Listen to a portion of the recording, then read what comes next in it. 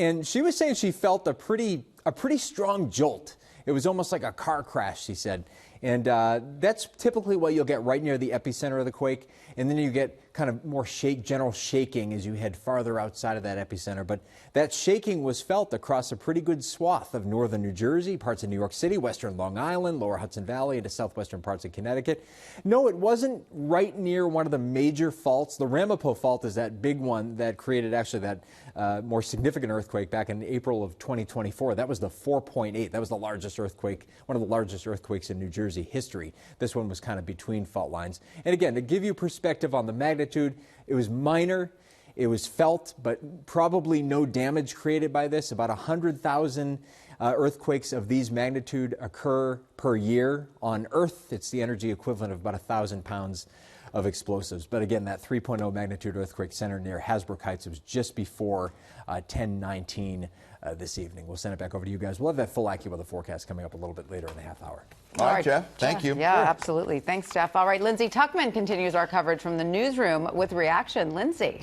Yeah, I actually just spoke to someone on the Upper West Side who said it felt like a rumbling. So it is definitely being felt by people in the city. And maybe you felt the quake or are just now learning about it. It still is fascinating to hear. And experts are saying, indeed, a 3.0 magnitude earthquake is not considered significant, but they are relatively rare. Once again, this quake happened just before 10:30 p.m. with the epicenter in Hasbrook Heights, New Jersey. An analyst from the United States Geological Survey tells ABC News that it is likely people may have felt it subtly, or maybe they saw a light fixture swinging but didn't know why.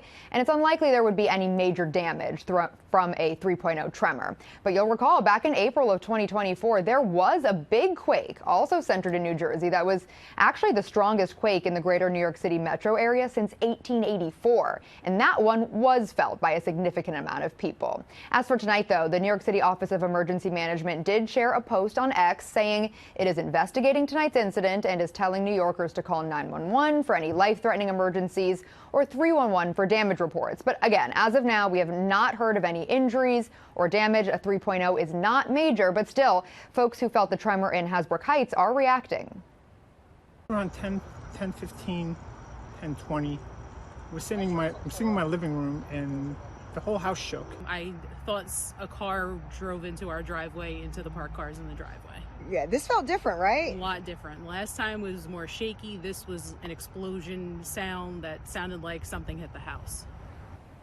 So it's kind of like a novelty, right? Again, experts say 3.0 is not considered major or significant, but on the East Coast, an area where we don't get a lot of earthquakes, it is unusual. There is a potential of aftershocks, of course, but often those are even weaker than the first earthquake, and anything smaller than a 3.0 magnitude often isn't felt at all, as we also just heard from Jeff. We are expecting to continue to hear more from people in the tri-state area about what they felt, as well as from officials that are reacting to the Saturday night shakes.